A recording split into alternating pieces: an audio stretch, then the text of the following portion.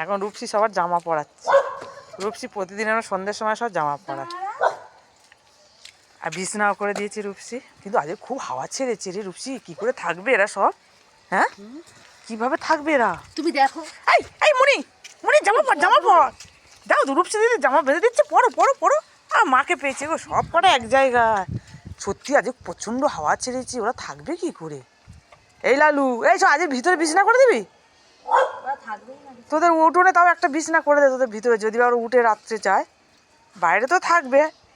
আর ওদের খুব শীত করলে আমার মনে হয় তোদের ভিতরেই ঢুকে যাবে, জানিস। একটা ওখানে বিছিয়ে দে।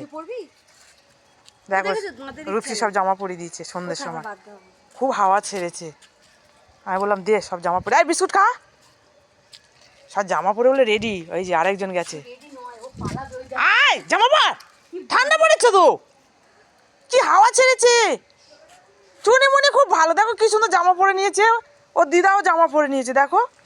খালি এদের এই এই তিনটে বাঁদরাপনা করছে, এই তিনটে, ওইটা আর ওইটা। তাদের পর না রে সব। ও বুঝে গেছে ও জামা পরে।